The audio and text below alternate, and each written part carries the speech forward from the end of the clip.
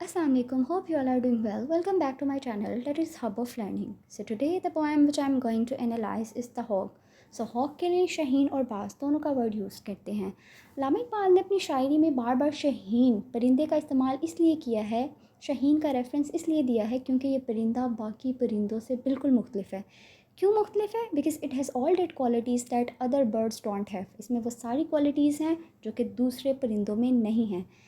इस पोएम का मकसद ये नहीं है कि हॉक के फ़िज़िकल फ़ीचर्स को एलेबोरेट करना, बल्कि इसका मकसद ये है कि हॉक को एज अ मेटाफर यूज़ करके इकबाल ने मुस्लिम यूथ को रेफ़र किया है।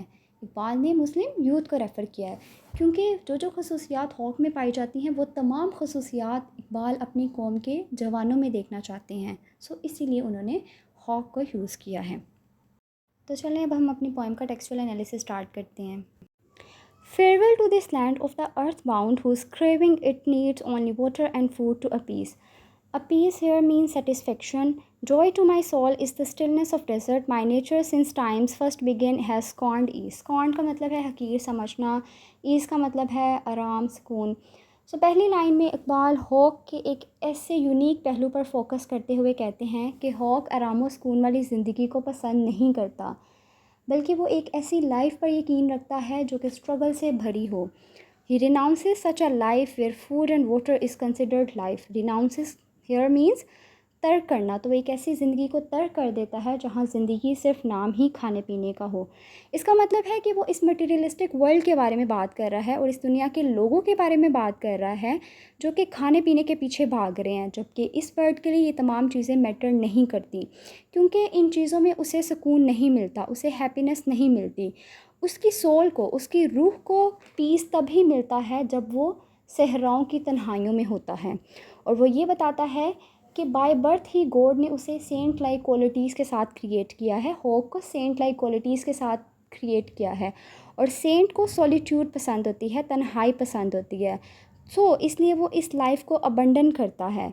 ये कौन सी लाइफ? डल लाइफ को, बोरिंग लाइफ को, अनइंटरेस्टिंग लाइफ को तर्क करता है और प्रेफर करता है रिस्क टेकिंग लाइफ को, जुर्रतमंदी वाली ज़िंदगी को, ख़तरा मोल लेने वाली ज़िंदगी को। तो इस ज़िंदगी को वो प्रेफर करता है।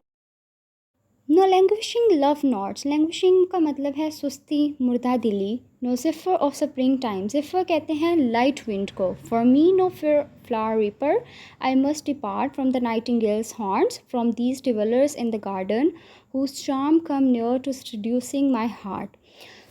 इन लाइन्स में एक खूबसूरत बाग के बारे में बताया गया है जहाँ पे बहुत ज़्यादा फूल हैं, ठीक है। और जब ये फूल खिलते हैं तो फूल तोड़ने वाला इन्हें तोड़ के ले जाता है, और जब नाइटिंगेल बाग में आती है और वो वहाँ फूलों को नहीं पाती तो वो बहुत ज़्यादा डिप्रेस हो जाती है और अफसरदा गाने गाती है जो कि सैडनेस लाते हैं, जो कि सैडनेस की वजह बनते हैं। बेसिकली लाइंस में इकबाल इस दुनिया को एक खूबसूरत गार्डन कहते हैं और कहते हैं कि इस गार्डन में बहुत सी अट्रैक्टिव चीज़ें हैं, बहुत सी दिलकश चीज़ें हैं।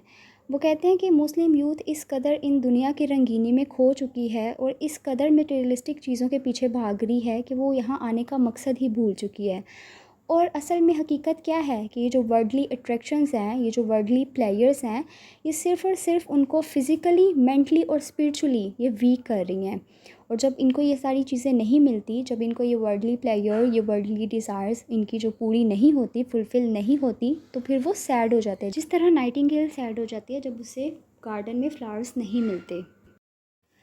Those winds of wilderness temper the word that soldier of righteousness draw in the field। तो इन लाइन्स में कहा गया है कि अगर यूथ ये चाहती है कि उनकी एबिलिटीज़, कैपेबिलिटीज़ और स्किल्स शार्पन्स हों, तो उन्हें ये चाहिए कि वो सेक्लूजन, सॉलिट्यूड और विल्डरनेस को अडॉप्ट करे, क्योंकि सेक्लूजन और विल्डरनेस ये यूथ के कैरेक्टर को स्ट्रेंथन करते हैं, ये यूथ के किरदार में गाजियानापन पैदा करते हैं। ये जो हवाएं होती हैं ना विल्डरनेस की, ये नौजवान को अंदर से मजबूत बनाती है और ये नौजवान के अंदर वॉरियर लाइक क्वालिटीज़ अवेकन करती है, वॉरियर लाइक क्वालिटीज़ को जगाती है, इन क्वालिटीज़ को इनकलकेट करती है, इंस्टिल करती है। By saying so Iqbal addresses the young generation that their minds, that their thoughts, it should not be like a stagnant pool, कि उनके माइंड्स और उनकी थॉट्स स्टेगनेंट पूल की तरह नहीं होनी चाहिए जो हरकत नहीं करती।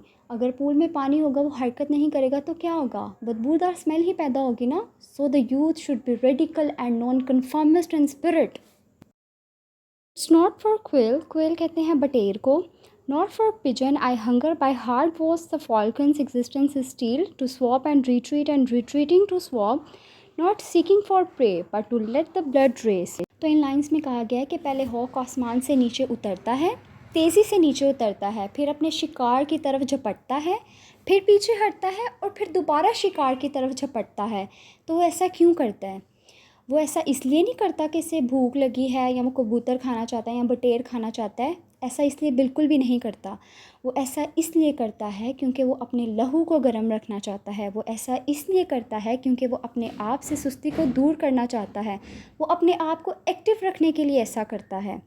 आई leave the tame of eastward and west to the partridge, partridge कहते हैं तीतर को। Blue sky for me, limitless space through the kingdom of birds and ascetic I roam, the hawk builds no nest for the hawk needs no home. In lines में कहा गया कि शाहीन का kingdom बहुत वास्ट है, ये इसकी मुमलिकत बहुत वसी है और ये परिंदों का बादशाह है और ये अपनी मर्ज़ी से आज़ादाना जहाँ चाहे उड़ सकता है। इसका अपना कोई घर नहीं होता, कोई परमानेंट घर नहीं होता, ना ही वो कोई परमानेंट घर बनाता है, घोंसला बनाता है दूसरे जानवरों की तरह, क्योंकि वो एक फ्री बर्ड है और पूरा आसमान ही उसका घर है। वो जहाँ चाहे वो जा सकता है।